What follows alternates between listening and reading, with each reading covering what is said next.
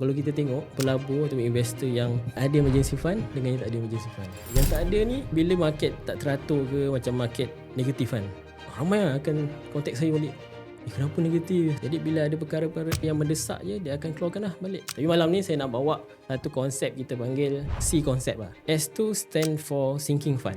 E itu adalah emergency yang pertama. E yang kedua itulah emergency kedua, layer 2. Ramai orang fikir pelaburan adalah jalan untuk jadi kaya. Tapi bagaimana kalau perkara paling penting dalam kewangan sebenarnya bukan pelaburan? Hari ini, kita bersama seorang pelabur dan pendidik kewangan yang banyak berkongsi tentang pengurusan wang, dana kecemasan dan strategi membina kekayaan secara mampan. Ini bukan sekadar perbincangan tentang duit. Ini tentang bagaimana kita membina kebebasan kewangan tanpa mengorbankan ketenangan hidup. Bersama kita, Encik Zul Amin. Sebenarnya sinking fund ni benda yang kita dah tahu apa kita nak guna. Contoh yang paling senang untuk belanja raya.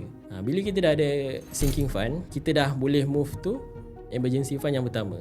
Emergency fund yang pertama ni at least 1 bulan gaji ataupun komitmen. Emergency fund yang kedua pula, ni yang penting. Ini 3 hingga 6 bulan ataupun 12 bulan komitmen ataupun gaji. Yang ni memang tak boleh terlampau liquid tau. Sebab kalau terlampau mudah, dia dah memang hari-hari akan emergency. Fungsi emergency fund ni, orang tak boleh fikir sangat return dia tau. Sebab fungsi dia bukan untuk bagi pulangan. Fungsi dia bagi kita peace of mind je. Supaya kita tak kacau pelaburan kita pula. Sebab tu kalau orang tanya, nak invest kat mana, pilihlah instrumen yang boleh bagi return ataupun pulangan at least lebih tinggi daripada inflasi. Kalau macam saya, senang saya akan bagi tahu diorang teknik 5 fingers lah. 5 fingers ni yang pertama adalah, saya baru tengok kita punya YouTube Analytics dan saya dapati bahawa sebanyak 82% daripada anda semua yang menonton Lagi Lutut Podcast masih belum subscribe ke channel Lagi Lutut Podcast. Jadi boleh tak saya nak ajak anda semua untuk sama-sama sertai 18% kepada mereka yang sudah subscribe. Sebab bila anda subscribe Lagi Lutut Podcast ni, dia membantu tim kami untuk menghasilkan lagi banyak konten dan boleh menjemput lebih banyak guest yang boleh memberi lebih banyak input dan nilai dalam membantu anda untuk memajukan diri dalam bisnes dan juga diri kita semua sendiri. Jadi jemput subscribe, dan subscribe tu percuma saja. Anda boleh subscribe dengan tekan butang merah di bawah. Sekarang silalah sambung tonton Lagi Lutut Podcast. Terima kasih. jadi pelaburan ni adalah instrumen je untuk kita tak nak kalah dengan inflasi at least. Sebab tu kalau orang tanya nak invest kat mana, pilihlah instrumen yang boleh bagi return ataupun pulangan at least lebih tinggi daripada inflasi. Inflasi kita boleh assume setahun dalam 4% lah. 3 hingga 4%. So boleh carilah, depends on tu. Jadi bergantung semula kepada apa kehendak ataupun matlamat pelabur. Sebab ada orang dia nak invest untuk pergi haji. Contoh pergi haji. Maksudnya dalam duration tu kita boleh agak. Mungkin 5 tahun, mungkin 6 tahun. Tapi ada setengah orang pula dia cakap, oh yang ni saya dah ada. Emergency fund saya memang dah ada. Setahun dah ada, bagus. Maksudnya kalau emergency fund sekurang-kurangnya 3 hingga 6 bulan komitmen ataupun gaji lah. Kalau dia mampu untuk gaji, contoh gaji dia RM5,000, 3 bulan at least RM15,000 lah dia kena ada. Itu sebagai cash reserve dia. Ya, betul, emergency fund dia. Dia kena wajib ada emergency fund dulu. Dia wajib ada. Sebab beza tau kalau kita tengok pelabur atau investor yang ada emergency fund dengan yang tak ada emergency fund. Yang tak ada ni bila market tak teratur ke macam market negatif kan, ramai lah akan contact saya balik. Kenapa negatif? Sebab dalam mindset dia macam masuk dalam SB, dalam tabung haji yang akan bagi keep dividen yang stabil macam EPF kan. So bila masuk dalam pelaburan, contoh macam saya, bidang saya pelaburan unit amanah. So bila unit amanah ni lebih kurang macam saham lah, dia punya pergerakan market dia ada turun naik. Jadi bila masuk melabur dalam unit amanah ni, keuntungan kita ada 2. Satu, lebih kurang dividen. Yang kedua pula adalah capital gain. Maksudnya bila harga tu naik, dia untung lah. Bila turun, dia rugilah. Tapi selagi dia tak jual, dia tak rugi sebenarnya. Unrealized lah loss. So macam itulah konsep. On paper lah basically dia On panggil. paper, betul. Faham. Tuan, apa tu, tadi Tuan mention pasal cash reserve. Betul. RM15,000 kan. Betul.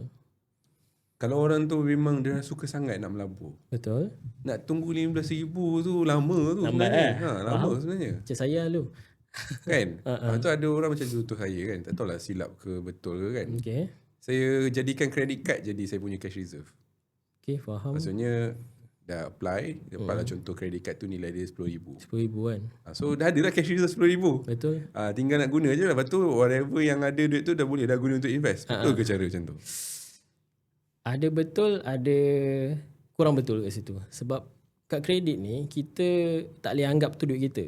Maknanya bila kita pakai, dalam mindset kita, aku kena bayar balik secepat mungkin. Kalau tak boleh, tak apalah. At least kita sedar yang tu bukan duit kita. Kalau nak gunakan sebagai pengganti kita punya reserve tu, boleh. Tapi kita kena ada juga at least paling busuk lah RM1,000 sebagai kita punya cash reserve. Sebab kalau kita bergantung kepada kad kredit semata, bila kita langsung tak ada duit nak bayar semula kad kredit tu, benda tu akan jadi masalah lah. Tapi kalau kita tengok ikut kajian, orang bankrupt bukan sebab kad kredit sebenarnya. Dia hutang peribadi. Sebab dia lebih besar kan. Kad kredit ni ada limit kan. Tapi still dia lah yang kedua lah yang akan menyebabkan orang bankrupt sebenarnya. Jadi kena hati-hatilah. Saya faham. Maksudnya sebab kad kredit senang kan. Laju. Tapi at least kita ada juga reserve tu. Tak kisah berapa. Boleh jadikan kita punya paling laju untuk kita gantikan kalau ada kecemasan. Tapi at least kita tetap kena ada duit tu. Tak kisah dalam mana. Tapi malam ni saya nak bawa satu konsep kita panggil C konsep lah. C konsep. C konsep. Eja dia? SEE. Kita lihat lah. SEE. SEE. So SEE ni, S tu stand for sinking fund.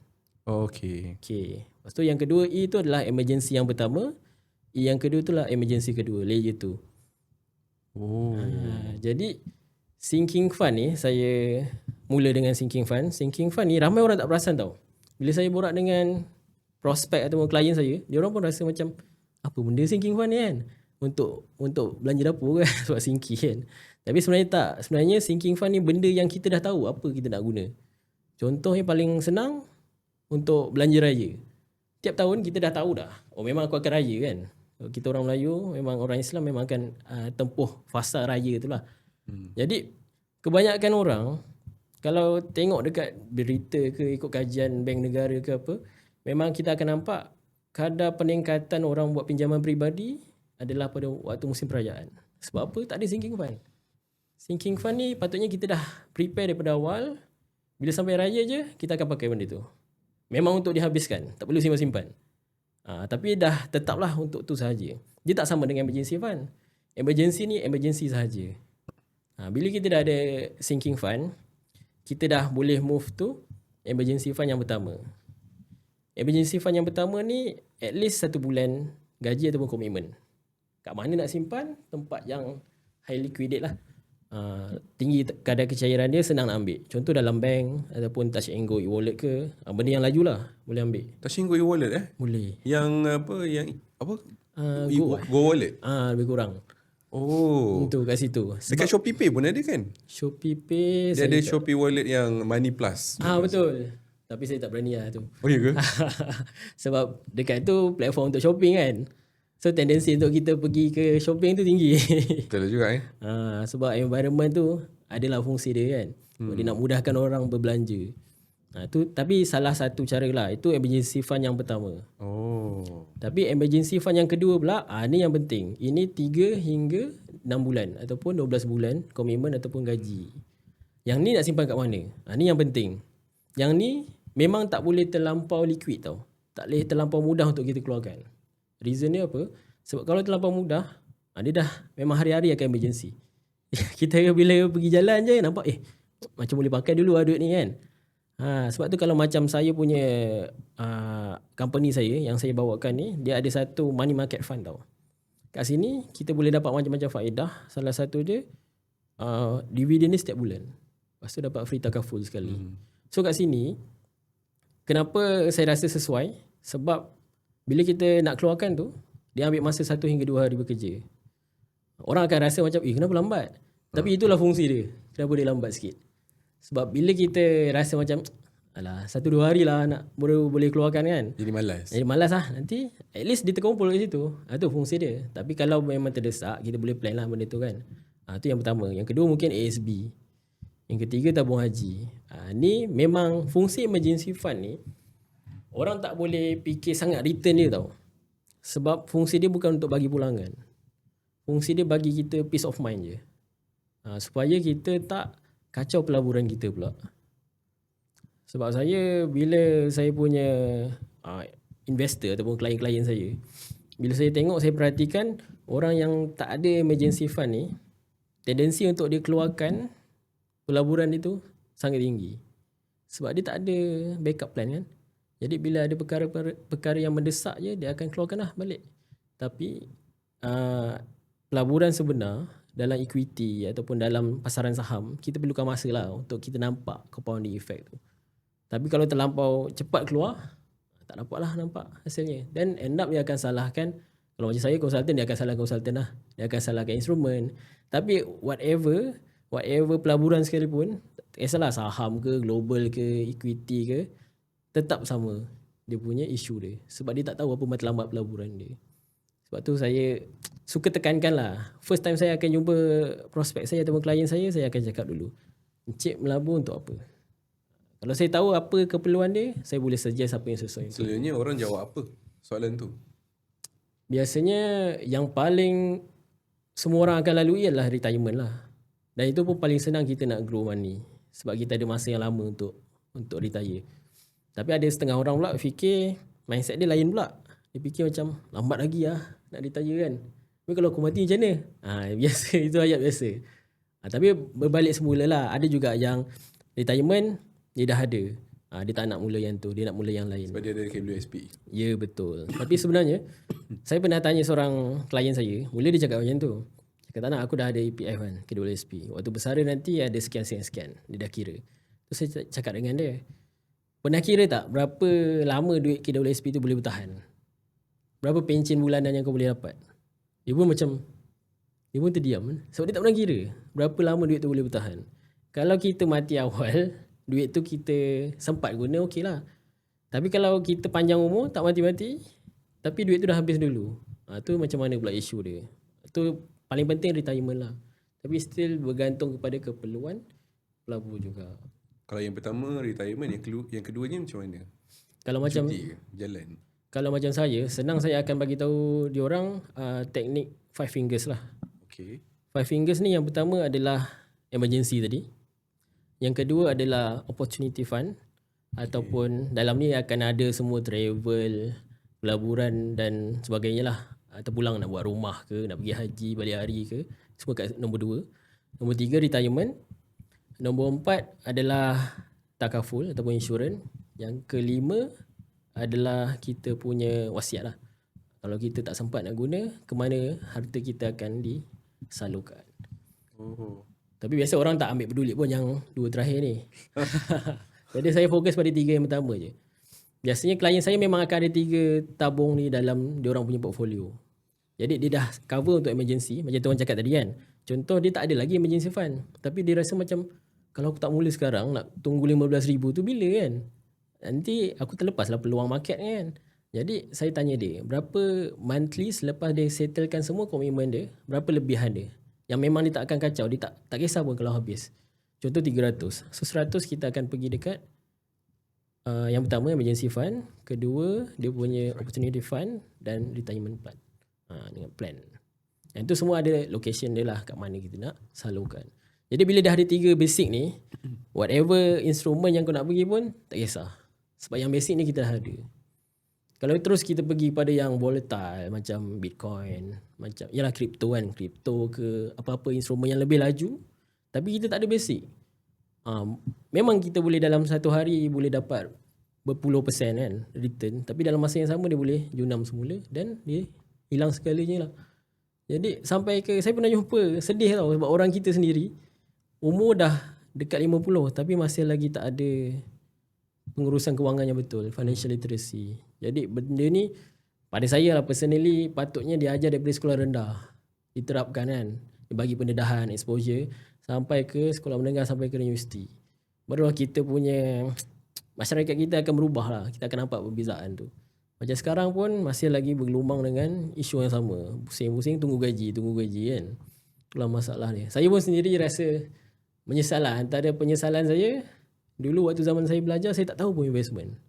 Mindset saya waktu tu adalah kalau kita nak mula invest ni, kita kena ada gaji, kita ada slip gaji, memang gaji yang besar lah baru kita boleh invest. Kalau setakat side income kerja harian ni, suri rumah tak boleh. Padahal benda tu sebenarnya mitos lah. Kita boleh mula, even student pun boleh mula. Tu yang saya rasa sayang lah pada saya. Sebab saya pandai cari duit waktu zaman belajar. Tapi end up saya tak tahu pengurusan kewangannya betul. Saya cuma simpan dalam bank. End up saya punya simpanan tu kena scam. Jadi saya rasa macam saya tak nak orang kat luar sana mengalami pengalaman yang sama lah.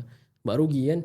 Kalau kita mulakan daripada awal, even kalau orang daripada umur 18 disimpan 100 pun setiap bulan, ujung sekali at least kalau retirement tu memang dah mangka dalam tangan.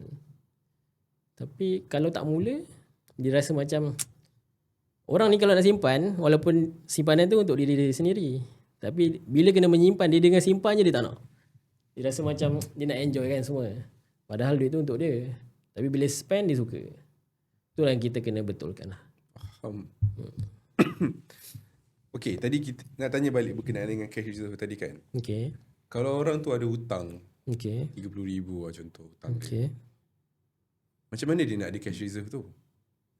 Adakah dia kena habis bayar semua hutang dia baru dia boleh simula menyimpan untuk cash reserve? Faham. Ataupun dia sendiri yang kena pandai buat allocation? Kalau perlu buat allocation, ada tak allocation framework dekat sini?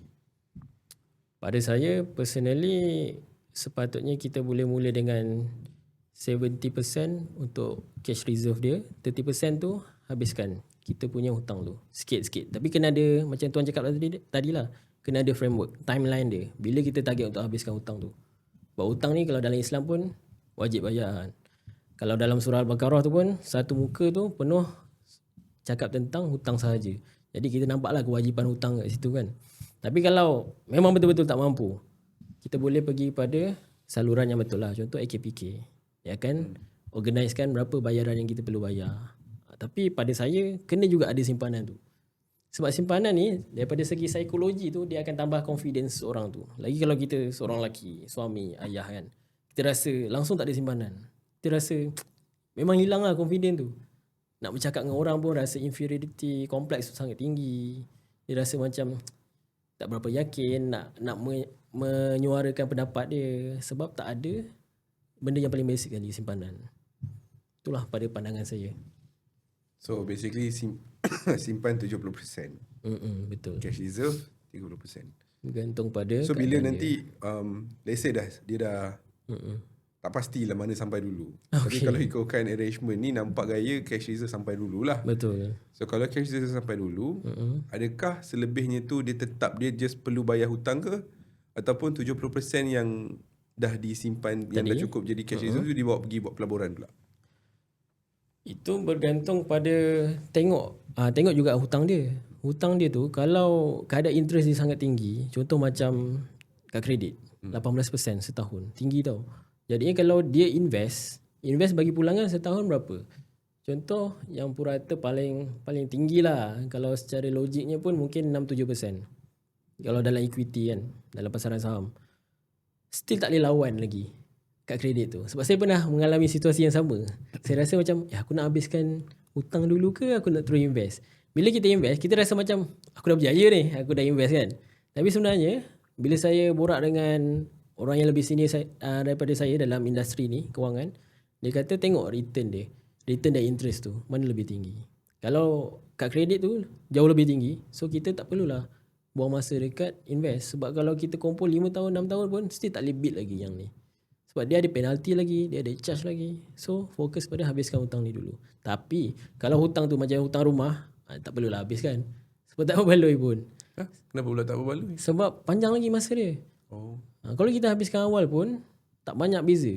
Jadi lebih kalau hutang rumah, better kita fokus pada investment dulu. Itu apa yang saya belajar lah. Apa training yang saya dapat, semua benda tu lah. Jadi saya cuba educate benda ni pada audience kat luar sana lah, dalam social media dan sebagainya. Cuma orang ni dia rasa menyimpan ni tak seksi lah macam invest. Invest kan nampak return kan.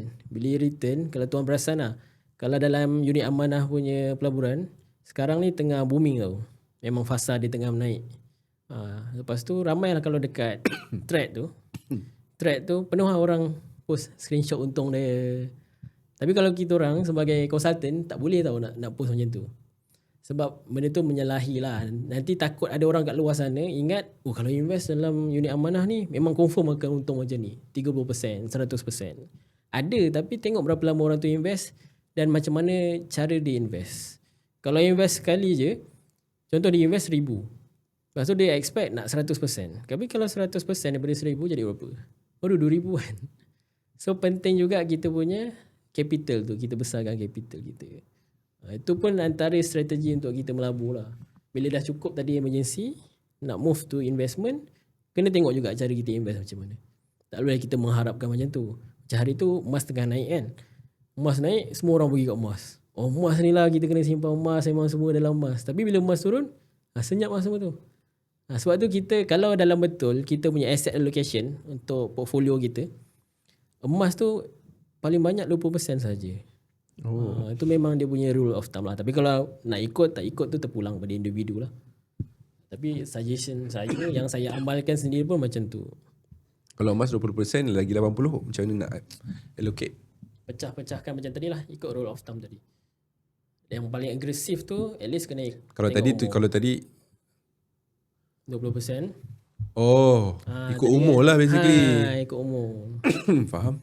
Okay. Kalau orang tu umur macam tadilah 30 Okay. umur dia. So basically 70 dah pergi ke global. Betul. So Baki lagi 30, 20 lagi emas. Lagi 10?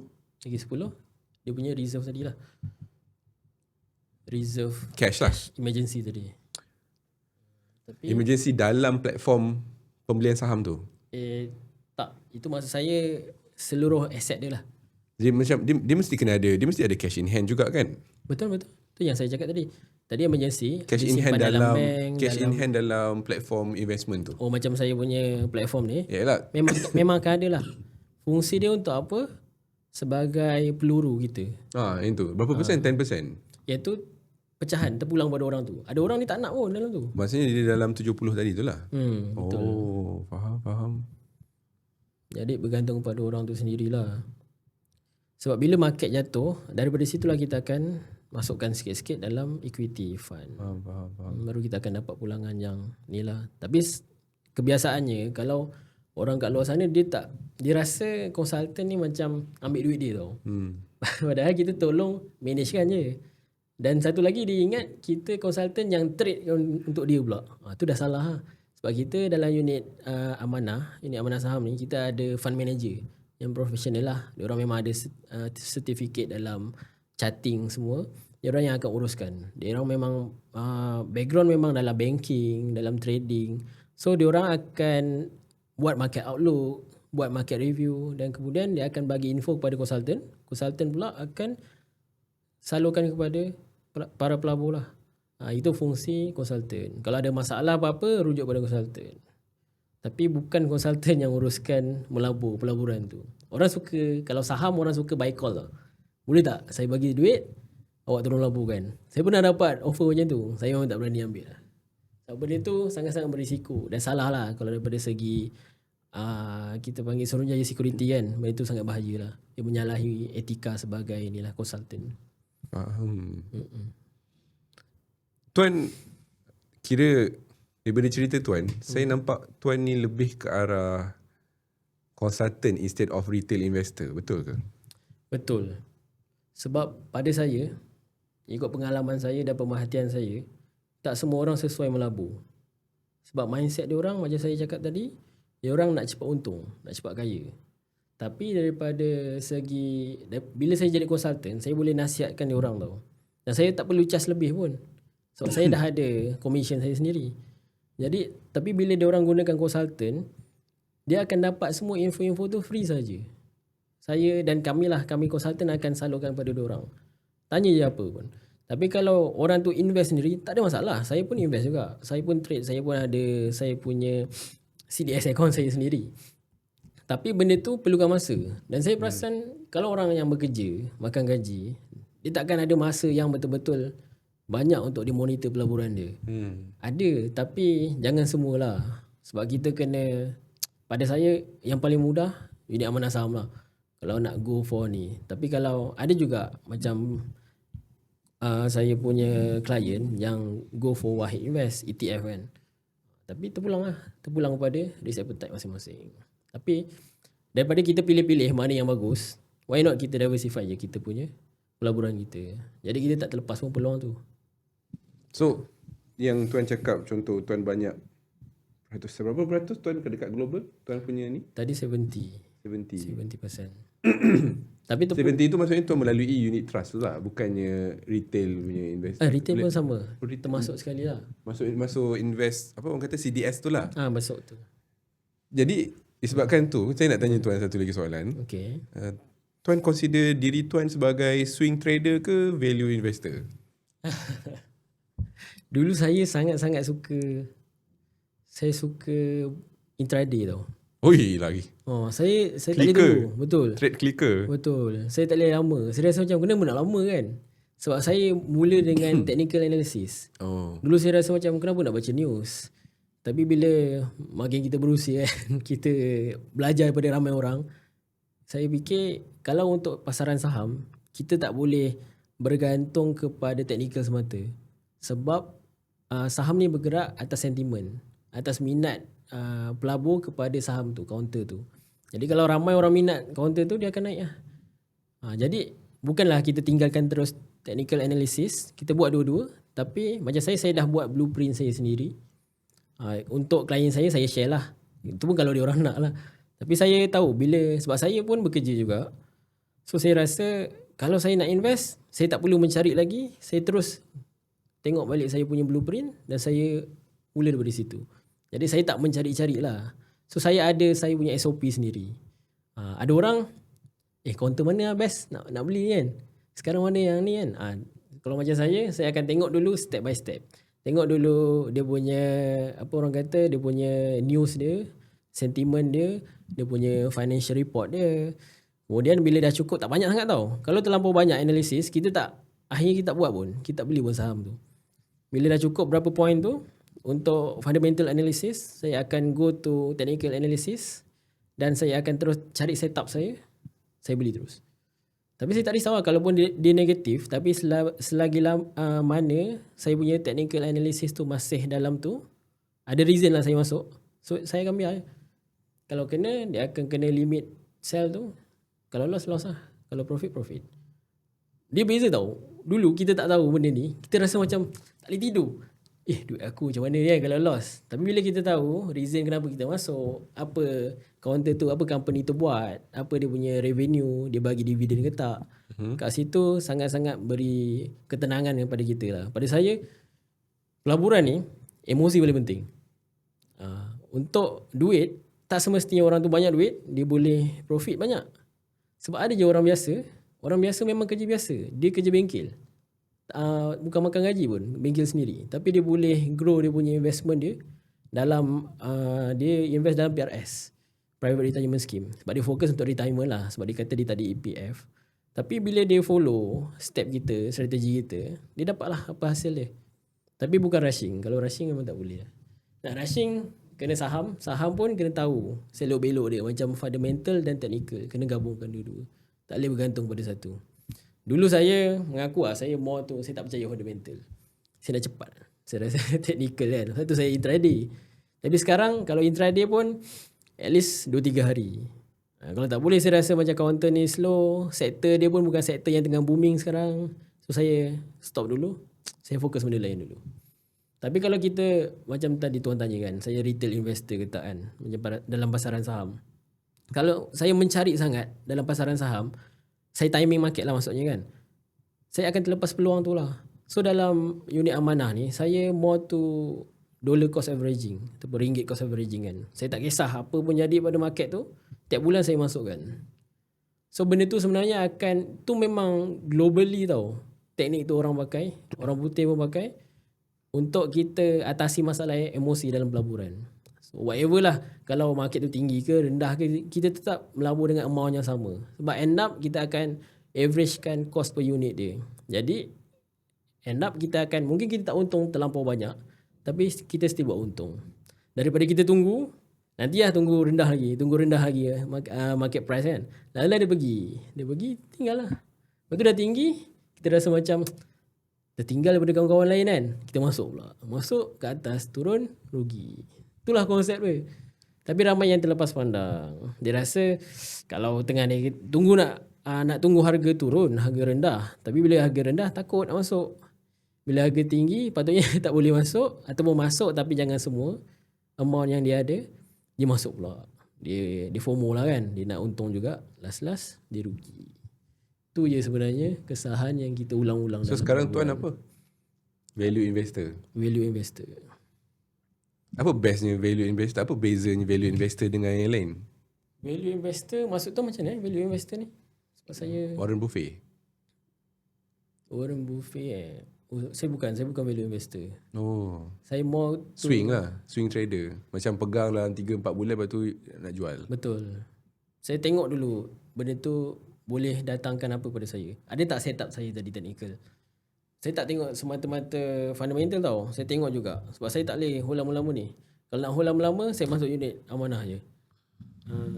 Sebab kalau saya nak actively, sebab saya suka adrenaline tu. Turun naik market tu kan. So kalau saya nakkan benda tu, saya akan go for saham sendirilah. Saya akan pergi sebab saya ada basic dia kan. Tapi kalau saya nak macam Warren Buffett, pada saya more to simpan dalam unit amanah lah. Pada saya tu memang peace of mind. Saya tak boleh tengok pun. Apa pandangan atau pemahaman tuan tentang Warren Buffett punya style untuk orang yang mungkin baru kan dalam dunia investment ataupun usahawan. Okay. Mungkin diorang mahukan penjelasan dari sudut ikon dalam dunia investment. Dan antaranya ialah Warren Buffett tu lah. Betul. Dan Warren Buffett tu setahu saya dia ialah value investor. Dan sekarang pun dia antara yang paling kaya pun disebabkan value investor tu dan makin kaya. Betul. Dan umur dia berapa? 99 tahun sekarang kan? Lebih kurang. Dah sangat tua dah. Dia dah sangat tua dah. Tak tahu apa pandangan tuan tentang cara dia tu. Kenapa dia menjadi? Pada saya, cara dia adalah dia mula awal. Kalau kita tengok sejarah hidup dia pun, dia mula daripada usia yang sangat muda kan. Dia jual surat khabar, dia jual coke kan. Dan duit tu dia dah mula start melabur dah. Dan dia ni tak percaya pada trading tau. Dia rasa trading ni memang hari ni kau untung, memang kau untung besar. Tapi ada masa sebenarnya banyak je kau rugi. Sebab saya jumpa ramai orang yang dia rasa Warren Buffett ni tak best sebab lambat. Takkan dah tua baru kita nak enjoy kan. Tapi sebenarnya itulah cara paling selamat untuk kita buat duit dalam pelaburan. Sebab pelaburan ni akan nampak hasilnya bila kita ada masa yang banyak. Sebab tu kalau orang yang mula melabur pada usia katalah lepas 20-an dia dah start. Awal 20-an, 21, 22 dia dah start melabur. Walaupun tak banyak, amount dia mungkin 200 sebulan. Tapi dengan orang yang umur 40 baru dia start tapi dia invest banyak. Tetap yang akan menang, amount yang lebih banyak adalah orang yang mula awal walaupun sedikit amount dia. Sebab masa. Pelaburan apa tu yang istilah dia? Compounding effect. Sebab compounding effect ni kita perlukan masa je. Siapa yang mula awal, dia untung sebenarnya. Walaupun sedikit amount dia. Sebab dia akan bertambah, dia akan grow daripada capital kita kan. Capital kita dah besar dah sebenarnya. Walaupun orang tu dah kejar, dia dah invest katalah sebulan 1,000, 2,000, dia tetap tak boleh nak catch up lagi. Masih banyaklah beza dia, gap dia. Sebab tu pada saya, kalau orang biasa, dia nak trade dalam saham, pasaran saham sendiri, sebagai retail investor ni, dia rasa macam dia tak tahu bila nak beli, tak ada masa nak belajar. Pada saya, invest je regularly, tak perlu tengok pun. Tapi dalam tempat yang sesuai lah. Janganlah dump dalam satu kaunter yang orang kata, kawan-kawan kata kaunter tu bagus, dia masuk situ. Tak boleh lah. At least kita kena tahu. Kalau tak ada, cari orang yang betul, yang ada license, yang memang officially dapat training yang proper. So dari situlah dia akan dapat info yang berguna lah dalam pelaburan. Sebab kalau kita kejarkan sangat nak untung, last memang akan rugi. Kesian macam tuan cakap lah, bukan makin kaya makin miskin. Baik tak payah invest langsung lagi bagus. Apa beza? Apa beza invest dekat dalam kaunter pasaran saham, which is invest kat bisnes orang lain lah kan? Okay, betul. Berbanding dengan invest dalam bisnes sendiri. Beza dia pada saya daripada segi flexibility lah. Kalau kita melabur dalam pelaburan orang lain, kalau pelaburan tu bagus lah untuk kita. Tapi kalau kita tak ada kawalan untuk jaga duit kita tu, Dia kalau dia rugi, kita akan rugi lah. Tapi kalau bisnes kita sendiri, at least kita boleh kawal lah berapa persen kita nak allocate untuk ni. Kalau kita rasa bisnes kita terlampau risiko, kita boleh kurang balik. Tapi kalau kita once dah masuk, kita ada agreement dengan company tu. Contohlah kalau bisnes kawan kita kan, kita masuk kat situ. Kau dah janji dengan aku lah nak bagi dalam sekian-sekian masa kan. Kalau tak boleh lah. Tapi kalau dia pun kena scam dengan kawan dia, habislah. Kita tak ada kawalan untuk atas duit kita lah. Itu pada saya. Faham. Dalam, sebab Tuan as a consultant juga kan. Betul. Ada tak dalam, apa 3 perkara yang Tuan belajar daripada kesemua klien-klien Tuan? 3 perkara. Yang Tuan boleh kata dah selama Tuan punya pengalaman ni kan. 3 perkara yang Tuan belajar daripada cara fikir diorang, cara diorang buat keputusan, cara diorang bawa diri. Yang pertama saya rasa ketenangan lah. Daripada segi emosi, psikologi bila kita melabur. Sebab saya nampak ada klien saya yang, saya pun macam Tuan cakap lah, sepatutnya saya yang ajar dia orang kan. Tapi saya rasa macam saya yang belajar daripada klien saya. Kadang yang klien saya belajar ni, yang pertama, dia tak kaya, tapi dia konsisten. Jadi saya nampak dia datang dekat saya, dia kata, Tuan saya tak ada duit banyak, saving pun tak ada.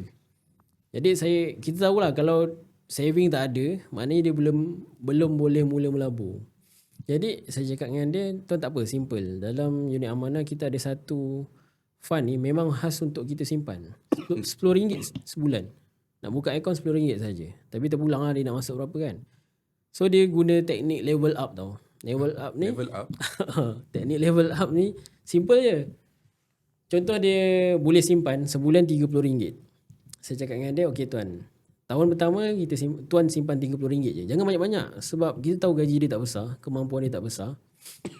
Tapi tahun yang kedua kita kena upgrade. At least 10% daripada kenaikan gaji dia. Tapi terpulang lah. Kalau dia tak nak follow pun tak apa. At least dia naik. Contoh 30, naik tahun depan 50, naik 70. Baru dia akan nampak grow tu lah. Itu yang saya belajar pada orang ni. Saya cakap sekali je, saya tak expect apalah daripada dia kan. Tapi saya tengok dia sangat konsisten. Tak pernah tanya pun duit dia untuk macam mana duit dia. Tapi saya still lah servis dia kan, hantar report dan terangkan macam mana keadaan market. Tapi dia anggap faham. Last sekarang dia dah ada dah dia punya emergency fund. Saya rasa sangat, saya puas hati lah sebab dia sabar. Benda tu yang dulu saya pun tak ada benda tu. Jadi bila kalau saya dah ajar orang pun dah buat, saya tak buat, tak kena lah kan. Kita ajar orang tapi kita tak buat. Itu yang pertama, sabar. Yang kedua, saya rasa kita kena ada tujuan melabur. Saya cakap daripada teori, saya belajar, saya sampaikan. Tapi yang orang ni, dia buat memang ada matlamat dia. Saya tanya dia untuk apa, dia tahu untuk apa. Dia cakap untuk anak dia. Untuk anak dia punya education fund. Sebab dia kata dulu bila dia meningkat, dia orang susah.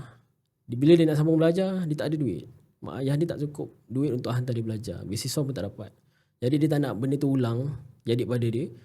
So dia cakap dengan saya, dia nak mulakan untuk pelaburan pendidikan anak dia lah. Jadi simpan. Sekarang memang on track lah untuk anak dia ada fund tu untuk sambung belajar nanti. So kalau ikut trajectory tu, anak dia akan ada 54,000 lah, lebih kurang 50,000 waktu nak sambung belajar peringkat universiti. Tu yang kedua. Yang ketiga Tiga apa lah? Yang ketiga pada saya asset allocation lah. Asset allocation. Sebab macam dulu saya obses dengan satu instrumen tau. Kalau saham, saya sangat obses dengan saham. Tapi bila saya tanya klien saya, rupanya dia ada tempat lain tanpa saya ajar pun. Dia ada tempat lain, dia dah ada kat emas, dia dah ada kat bank. Saya yang jadi segan dengan dia. Sebab dia dah ada dah dulu benda tu. Dia cakap dengan saya, tak apa Encik Zul, duit ni memang khas untuk dia invest dalam equity, agresif. Saya cakap, tapi tuan umur dah hampir persaraan kan. Dia kata tak apa, sebab duit ni kalau tak ada umur dia akan pas pada anak dia. Sebab dia dalam pelaburan kami ada satu feature tu, joint holder tau, penama. Jadi apa-apa terjadi pada dia akan terus pergi pada akaun anak dia. Tu antara 3 benda yang saya belajar lah.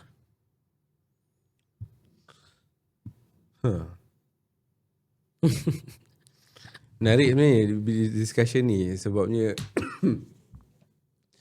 satu, saya jarang nampak discussion macam ni dekat luar. Oh ya. Saya jarang nampak. Jarang nampak. Selalunya kalau saya nak dapat info yang macam tuan cerita ni, saya tengok video Andy apa tahu nama dia? Andy Chinese. Tak, Melayu. Melayu pula, orang putih lah. Andy apa tahu nama dia. Lepas tu Graham apa tahu nama dia. Ni dah lama dah. Oh, okey. Lepas tu masa saya tak sihat sikit. Tak betul. Okay. Lepas tu saya mula aktif. Oh, okey. Dulu saya macam aktif juga dalam investment. Oh, okey. Mula dengan apa dulu? Saya mula dengan apa? Apa instrumen? Nak tahu enggak? Saya mula dengan apa Saya mula dengan Bitcoin. Serius ah? Kenapa Bitcoin? Sebab masa tu saya mencari instrumen yang cepat lah. So daripada Bitcoin tu, saya kira masuk dalam dunia Web3. Okay. So saya kena Bitcoin, saya kena Ethereum, Solana. Oh, memang ni lah. Coin-coin ni. XRS ke SPS dah. XRP. XRP. Okay. So, sampai ke situ, sampai ke orang kata apa layer 1, layer 2. Uish, jauh lah tu. Jauh sampai kenal lah stack coin. Oh, memang belajar sendiri lah. Memang belajar sendiri. Ada bagi kelas? Tak ada? Tak ada. Oh, okay. Memang belajar sendiri sampai zaman NFT dulu. Oh, sampai sempat saya NFT. sempat sebab saya pun jual NFT masa tu. Untung tak? Pakai BNB. Dah lah, enjoy je lah. Tapi disebabkan dia terlalu volatile. Okay. Jadi saya jual semua. Oh, sempat jual. Saya jual semua. Okay. Saya beli Tesla. Bukan beli kereta Tesla. Faham. Beli saham Tesla. Dekat mana? Instrumen apa? Saya beli dekat Mindev. Bukan Mindev. Mindev. Mana? Dia dah tak ada lah tu. Dia dah tak ada dah. Apa tu? The start huruf M. Dia MIDF. MIDF. Oh, saya rasa saya tahu kot. Tapi dia dah tak ada. Betul dia tak ada. Tapi sebab tu saya beli Tesla tu, saya macam-macam saya ada. Saya beli Tesla. Lepas tu saya beli Apple. Saya beli macam-macam lah. Macam mana boleh ke arah tu? Sebab bila kita dah involve dalam dunia, kita dah belajar kan. Lepas tu kita tengok tu kan. Lepas tu saya macam, bagus pula. Rasa macam kita ada own piece of the business. Faham. Tapi own tu tak adalah besar sangat. Mungkin mungkin kau beli satu je. Tapi kau rasa macam kau dah own dia. Padahal kan orang tu pandang kau tahi je. Yelah. Itu beli maksudnya macam beli unit dia lah. Beli unit lah. Sampai dia split apa semua tu lah. Dapat jugalah merasa. Tapi dia rasa tak best. Sebab masa tu datang satu sifat yang kita rasa macam kita sentiasa nak tengok. Faham. Kita sentiasa nak tengok graf tu. Sikit-sikit nak tengok kan. Sikit-sikit nak tengok. Lepas tu sampai rasa terpukul bila macam aku tak ada cash reserve lagi ni. Alah saya jual balik semua Tesla tu, semua saya bagi ASB. ASB sebagai cash reserve lah. Sebagai cash reserve. Sekarang pun masih lagi ASB. Sekarang ni cash reserve tu dah habis. Untuk apa? Bisnes. Bisnes. Oh, bisnes tu apa? Saya buat bisnes saya buat bisnes software lah. Bisnes software. Yang sekarang ni lah.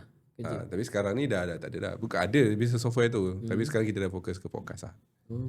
Macam tu. So daripada perjalanan tu, jadi saya nampak lah terms-terms yang tuan guna tu jelas lah. Saya memang recall balik kan. Sebab saya ada kawan yang dia pun swing trader. Okay. So dia banyak cerita lah pasal benda ni. Lokal ke? Lokal lah. Kawan lokal lah. Dia tak maksud saya bursa Malaysia ke ataupun official global. Global. Dia pegangan yang besar dia Google. Google. Google. So bila dalam keadaan perang sekarang ni, dia relax. kecoh lah. Jadi untuk tuan kan, okay, tuan risau ke dengan keadaan krisis sekarang ni? Adakah dia akan efek kita punya, orang kata apa, investment? Kalau soalan yang pertama, risau ke tak? Kalau 5 tahun lepas, saya risau. Saya dah gelabah. Saya orang yang macam orang panggil apa? Headless chicken. Dia mau berlari, tak tentu arah. Tak tentu arah dia pergi sebab dia tak tahu nak buat apa. So orang kata kalau perang ni akan kacau lah market kan. Dan betul pun memang akan bagi impact kepada pasaran saham. Tapi kalau tanya saya sekarang, saya lagi suka. Kenapa pula? Oh, sebab tuan... Harga diskaun sebenarnya. Orang akan panik sebab Warren Buffett ada cakap kan, be greedy when orang lain takut kan. Betul tak? Bila orang takut, kita jadi tamak. Bila orang tamak, kita kena hati-hatilah, kena takut sikit. Sebab bila orang tamak ni, biasa harga tengah tinggi. Macam sekarang, atau macam contoh emas lah hari tu. Semua orang kata kena beli emas. Orang beli je pop. Orang expect bila US dengan Iran punya konflik ni, harga emas akan naik. Tapi sebaliknya pula berlaku. Dan sebaliknya pula S&P 500 tu naik pula all time high. Dah macam mana pula? Jadi tengah-tengah lah orang yang fokus macam tu. Jadi pada saya, kalau tanya balik takut ke tak, saya suka sekarang. Sebab saya dah nampak dah. Macam saya, bila saya dalam industri ni, saya nampak testimoni orang yang dah lama melabur tau. Yang bila ada krisis, dia pump lagi banyak. Dia tahu. Kalau orang pelabur yang jelas, yang ada exposure, yang ada knowledge, dia dengar sendirinya, ni boleh top up kan tuan? Cakap dengan saya. Cakap, berani orang ni. Biasanya orang takut kan. Dia masuk dan sebab dia dah pernah rasa dia buat profit dengan krisis sebelum ni. Waktu COVID hari tu, sangat ramai yang ada knowledge, dia top up waktu tu, memang market naik, memang senyum ni sekarang. Saya nampak sendiri dah yang untung 200%, 100% lebih. Memang ada, klien saya pun ada. Sekarang ni suka lah, tapi waktu saya nak suruh dia invest tu memang pedih lah, macam nak pujuk girlfriend lah dulu kan. Sebab sangat susah nak meyakinkan orang. Kita bukan nak yakinkan apa tau, kita jelaskan lah, bagi tahu market ni macam mana it works. Sebab market bergerak dengan cycle dia. Memang akan ada turun naik. Tapi tu kena tengok balik apa matlamat dia melabur. Biasanya kalau tuan pergi jumpa kawan-kawan yang suka investment kan, cuba tanya dia, kau invest ni untuk apa? Mesti akan kalau tuan tanya saya lah, waktu dulu tu saya pun sebenarnya tak tahu nak invest tahu untuk kan? apa. Betul. Sebab saya rasa macam, kenapa melabur mula-mula? Rasa best lah tadi. Part of the company lah. rasa macam kita buat sesuatu lah untuk duit tu. Ada progress lah hidup. Ada progress dalam hidup. Betul-betul. Tak pasti betul ke tak? Tak tahu lah. Lala duit tu tak ke mana pun. Dia macam, Betul. asal aku invest, first dating, esok je lah investment tu menurun. Betul. Lepas tu kita dah risau kan. Mula kita rasa dah bagus lah benda tu. Macam dulu, saya mula dengan, sebelum saya kenal unit amanah ni, saya mula dengan Wahid tau. Wahid Invest. Saya tahu. Saya pernah simpan juga. Pernah simpan kan? Saya simpan juga banyak dalam tu. Lepas tu saya rasa macam sampai satu moment tu saya rasa macam untuk apa lah? Hari tu dah untung lah. Ini negatif pula. Bila nak keluarkan kan? Bila aku nak rasa hasil dia? Nak keluarkan T5 days kan? Betul, lambat kan? Ada fees lagi. Lepas tu kita rasa macam sampai satu tahap saya rasa apa yang tak kena sebenarnya? Ke aku tak sesuai melabur kan? Tapi macam mana orang lain boleh buat investment pula kan? Boleh untung daripada investment. Jadi bila saya baca lah sebenarnya buku-buku barat semua saya baca. Macam apa yang tuan cakap tadi. Saya suka kalau saya jogging ke, saya workout, saya suka dengar podcast tau. Podcast yang betul saya boleh jumpa podcast tuan ni. Ya ke? Sebab saya rasa kalau cerita pasal podcast dulu, tuan punya podcast ni rare lah untuk orang Malaysia. Tak ramai. Tak banyak lah yang akan cerita benda-benda macam ni. First saya jumpa tuan punya, saya rasa macam best dia panggil orang-orang biasa. Saya tak sangka lah saya jadi orang biasa tu. Tapi saya rasa macam rare lah. Sebab biasanya orang akan panggil orang yang dah berjaya tau. Memang dah top lah kan, top tier lah, masuk dalam TV semua. Tapi sebenarnya kita boleh belajar ramai banyak benda daripada orang-orang biasa ni. Sebab bila saya jadi konsultan, saya ni sebenarnya introvert tau. Saya paksa diri saja jadi konsultan untuk bercakap dengan orang. Sebab dalam Islam pun kita kena bersosial, betul tak? Kita kena sembahyang jemaah kat masjid. Untuk apa? Untuk kita bersosial lah. Kita memang perlukan manusia lain untuk dalam hidup kita. Tapi bila saya jadi konsultan, saya jumpa orang, banyak benda saya belajar. Contoh macam tadilah. Bila saya tanya dia, seorang klien saya, sebelum tu belum jadi klien lagi lah. Dia cakap, tak apa, aku dah ada investment kan. Saya cakap, okey lah, sebab dia kawan saya. Dia cakap, okey, kau invest ni untuk apa lah? Lepas tu dia macam diam sekejap. Untuk apa lah? Sebab dia cakap dengan saya, aku ada dalam Wahid, banyak tau. Okay, bagus-bagus saya cakap kan, bagus. Dalam SB ada. Lepas tu untuk apa ni, untuk apa? Yang tu pula untuk apa nanti? Dia pun tak tahu untuk apa. Kat situ pun dah fail lah. Sebab kalau kita tak tahu apa matlamat pelaburan kita, Baik bakar je duit tu. Baik bakar. Oh ya, Sebab astagfirullahaladzim. ujung-ujung akan terbakar kak. Oh, okey. Contoh ada yang racun dia, kau buat bisnes ni. Dia buat, habis. Saya ada satu posting saya dekat thread baru ni. Memang kisah benar lah. Saya jumpa, bukan klien saya, tapi dia ex-colleague saya kan. Saya borak, dia kata dia memang ayah dia, mungkin somebody, waktu bersara umur 60 tu, ada 1 juta. Tak sampai 2-3 tahun dah habis lah 1 juta tu. Bukannya buat benda tak, bukan pun, bukan kahwin lain ke, tak ada. Dia support adik dia buat franchise business. Habis tak balik modal pun. Habis macam tu je. Tapi nasib baik mungkin dia ni somebody, dia jadi consultant lepas umur 65, dia start jadi consultant balik. Company yang hire dia tu carumkan EPF lagi. So dia betul-betul bersara pada umur 70 lah. So apa dia buat?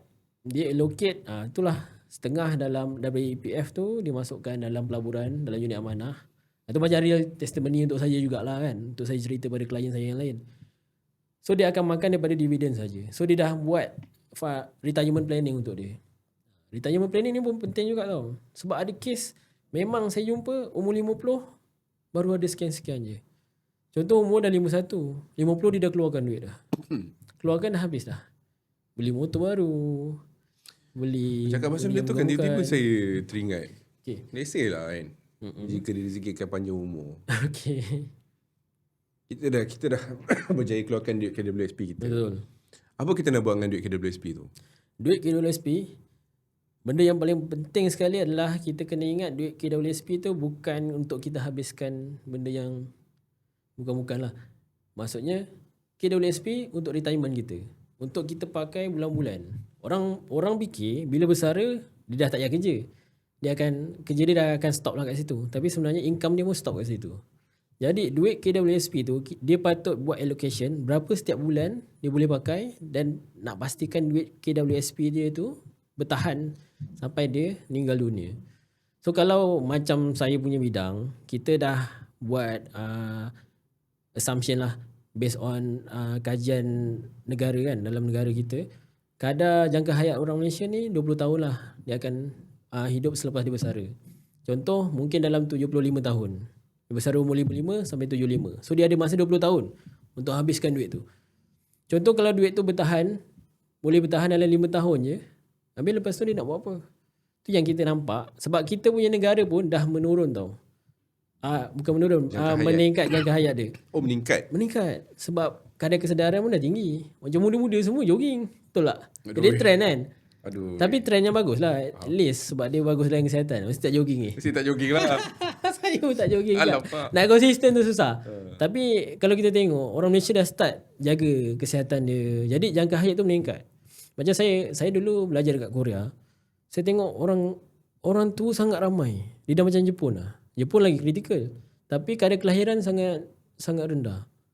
Jadi bila meningkat usia ni, dia perlu sustain lah. Macam dia nak survive waktu dia tak mampu nak bekerja. Dia memang mungkin dia nak bekerja, tapi siapa nak ambil dia? Walaupun nak hire pengalaman dia yang konon banyak, baik dia hire budak yang fresh grad kan. Yang baru, yang intern lagi kuat, jarang MC, lagi banyak idea, boleh up to date dengan teknologi. Yang tu kita kena fikirkan. Sebab saya nampak ramai lah, kesian tau kadang-kadang dekat TikTok buat live, jual coklat jar. Tapi orang tua dah bayar mak ayah kita dah. Dah bayar atuk nenek kita dah. Dia bukan suka-suka kalau buat untuk isi masa lapang tak apa. Tapi untuk survive. Untuk makanan harian dia. Sebab apa? Bila tanya, mana duit KWSP kan? Dah habis. Macam sekarang sangat kritikal tau. Sebab orang kata dulu, orang kerja kerajaan ada pension. Sekarang kerajaan pun tak ada pension. Pun kontrak kan? Kontrak tu satu. Pun carum KWSP juga. Jadi kalau dia rasa waktu bersara, duit boleh keluarkan semua, aku nak enjoy duit ni. Boleh, tak ada masalah. Tapi lepas tu kena fikir lah untuk apa. Tapi what if kalau hidupnya panjang, duit KWSP pun dah habis? Sebab itulah macam saya tadi. Tadi Takut saya ada 3 tabung ni kan. Yang pertama, yang 3 jari saya yang pertama tu yang mula emergency opportunity dengan retirement. Retirement ni lah backup plan untuk PRS, untuk KWSP tadi. Jadi untuk klien saya, diorang ada dah EPF. Macam saya sendiri pun ada EPF. Tapi kita akan pakai dulu duit kat sini. So dia ada orang lain, kawan dia bersara ada KWSP, dia ada satu lagi. So nanti kawan dia akan tanya, mana kau dapat duit lagi ni? Daripada sini lah. Yang sini kita tak kisah sebab kita, macam saya cakap tadi, bila kita muda, kita start awal, duit tu lagi laju tau bro. Tapi tak kisah. Sebab kita anggap dia macam another KWSP. Kita biar nak pakai untuk sana nanti. Macam tu cakap lah, kalau tak mati-mati macam mana kan? Takkan nak kerja lagi. Kalau bisnes, orang kata tak apa aku nak kerja sampai mati. Boleh je kerja. Tapi kalau kau mampu nak kerja. Kalau tak mampu macam mana? Sebab tu kena ada additional. Sebab tu macam sekarang pun, kerajaan galakkan bagi insentif lagi. Siapa yang mencarum dalam private retirement scheme, skim pension swasta ni, dia akan bagi rebate, tax relief 3,000 setahun. Kalau kita tak manfaatkan, sayang lah. Saya kena masukkan lah 3,000 at least tahun tu. Ada orang kalau biasa saya jumpa, klien saya yang businessman, dia akan masuk hujung tahun, 3,000 dia masuk. But fokus dia adalah untuk jimat cukai lah. Tapi kalau untuk orang biasa, nak ada additional backup untuk retirement dia, dia akan masuk setiap bulan lah. 200 ke, 100 ke. Tapi hujung-hujung kalau dia nak dapatkan tax relief 3,000 tu, dia just top up je berapa yang kurang. Soalan lagi. Okay. Berapa yang cukup untuk retirement? Saya akan tanya balik, berapa nak bersara pada waktu tu lah, berapa pencen bulanan yang tuan nak waktu tu. Oi, macam mana nak kira pula? Tengok expense kita sekarang, expenses kita setiap bulan. Okay. Kalau sekarang 5,000, kita ada kiraan dia. Kalau nak kira, kena another podcast kot. Tapi yang tu, bila kita kira expenses kita sekarang, kita ambil kira sekali dengan inflasi. Lepas tu baru kita kira berapa yang kita akan jadi.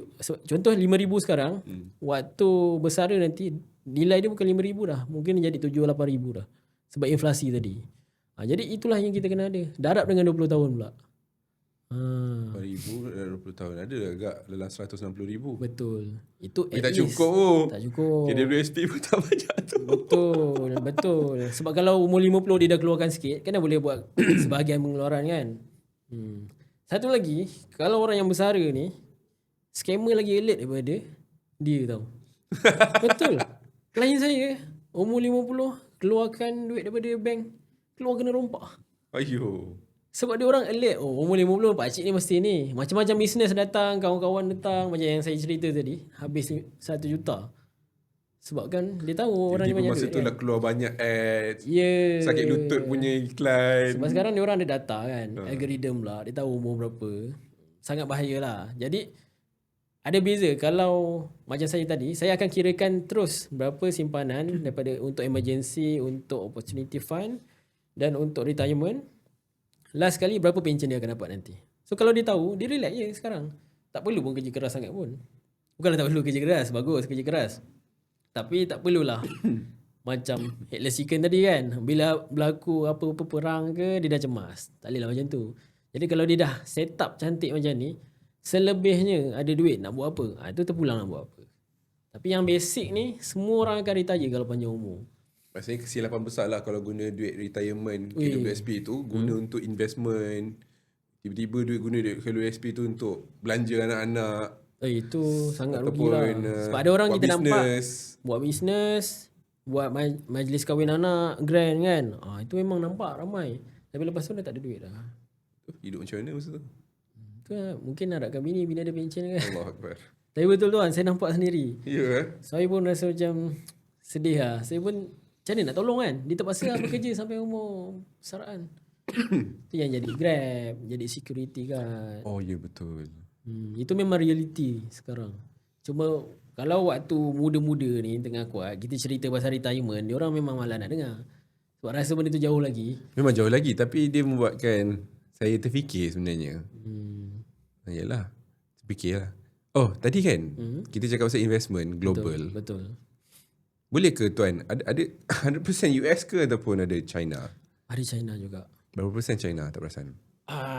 Bergantung kepada amount pelaburan dan bergantung kepada kita orang kan dapat info kan.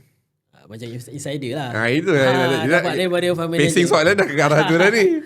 Kalau nak kena jadi konsultan ataupun jadi klien lah. Yeah. Tak ada, boleh je saya share. Sebab kalau tengok keadaan sekarang, kita tak boleh 100% masuk dalam US. Sebab kita tahu China tengah Booming juga. booming juga. Bukan setakat China je. Kalau kita tengok pasaran saham Korea pun sangat tinggi tau baru-baru ni fund unit trust tu yang menaikkan dia adalah regional fund, bukan China je tapi sebenarnya Korea dan Taiwan. Sebab Taiwan dia ada satu company tu, dia supply chip untuk Nvidia.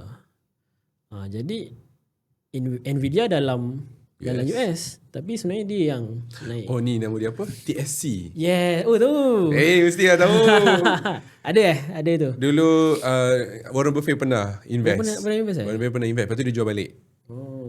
Tapi sekarang sangat-sangat tu lah. Saya pun tak sangka lah. Sebab China hari tu bila saya masukkan klien-klien saya suggest saya tak masuk lah tempat yang terlampau tinggi. Boleh letak tapi jangan semualah. Kalau turun dia marah kita kan. Jadi saya masukkan dalam pasaran fund China lah, regional. Tapi bila masukkan tu, diorang bosan lah. Kenapa dah 2-3 tahun tak naik-naik kan.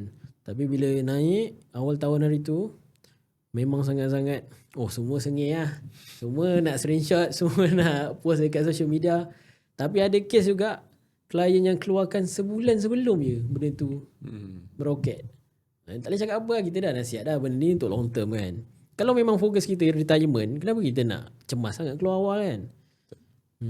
Tapi ada satu, waktu tu saya mula-mula jadi consultant, orang yang jumpa saya ni dia tanya berapa return boleh dapat kalau invest dekat unit trust kan. Saya tanya balik dia, berapa tu nak return kan? Dia pun tundung. Dia pun tak tahu berapa return yang sebenarnya cukup kan. Sebab dia tak ada matlamat pelaburan. Balik semula tu, matlamat pelaburan tak jelas. Okay. So dah nampak lah tadi tuan dah mula invest dekat China. Betul. Then adakah tuan kena Ray Dalio kan? Ray Dalio. Siapa Ray Dalio. Nama figure kat kan ni. Di dalam apa? Sekejap saya search nama dia. Boleh. Kau dah dapat muka ke kan? Ray Dalio. Saya bila cakap pasal US China ni saya teringat dia je. Ray Dalio. Okay. Ray Dalio. Okay. Dia tulis buku, tajuk buku tu Principle. Okay. Bukan Principle je, The Changing World Order. The Changing World Order. So dia menulis pasal kejatuhan Amerika Syarikat dan kenaikan China. Okay.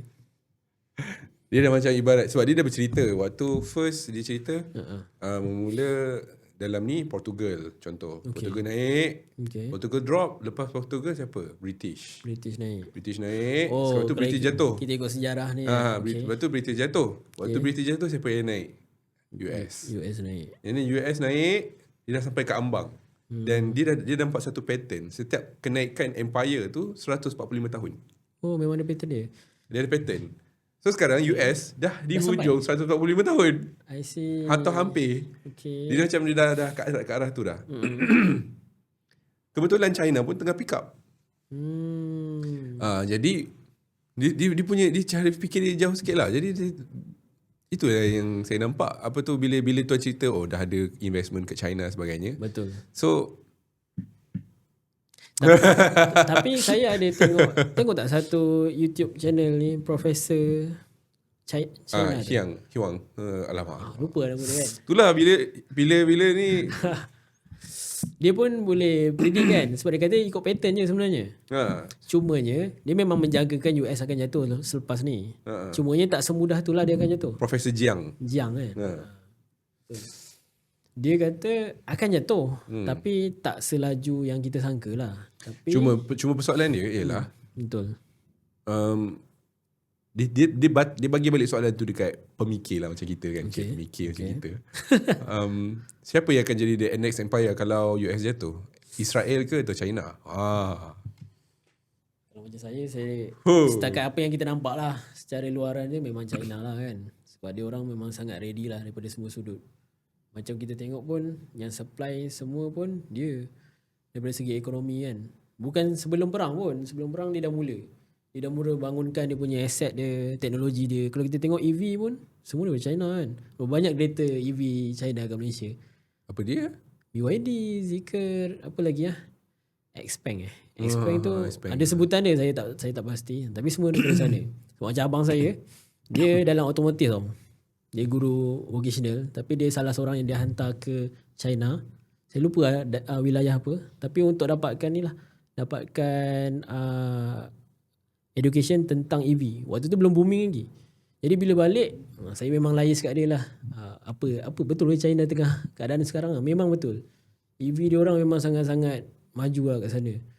Dia orang pun dah mula buka dasar ekonomi terbuka kan. Dia tak macam dulu. Dulu kan langsung tak ada orang luar. Sekarang dah mula dah. Sebab macam BYD sendiri pun, tak silap saya, dia ex-employee Tesla kan sebenarnya. Yang tersakiti kan. Dia buat BYD. Tapi semua sebenarnya ada sponsor daripada China, kerajaan China sendiri. Jadi pada saya memang, kalau kita tengok pun, siapa yang untung waktu US dengan Iran punya konflik? China dengan Russia kan. Dua ni memang tak campur tangan pun sebab dia tahu. Sebab sebelum ni Russia rasa tak adil lah kan. Sebab waktu dia konflik dengan Ukraine, Europe, NATO kan. NATO semua boycott dia, tak nak beli gas dia. Tapi sekarang bila dah terdesak, dah tak boleh nak supply daripada negara Gulf, so terpaksa beli daripada Russia semua. Jadi untung kat Russia dengan China lah. Jadi kan kita ada BRICS kan. Itu sebenarnya saya dah nampak lah. Mula-mula saya rasa macam boleh ke lawan US kan. Tapi dengan sendirinya Trump tu dia buat kepala dia kan. Donald Duck tu dia buat kepala dia sendiri. Tengoklah macam mana keadaan dia. So macam sekarang kita dapat menjangkakan, oh betul lah daripada expectation atau estimate prediction orang lain, sebenarnya China dah makin naik dah makin stabil. Jadi kalau kita dalam portfolio, dalam pelaburan, tak bolehlah fokus kepada US sahaja.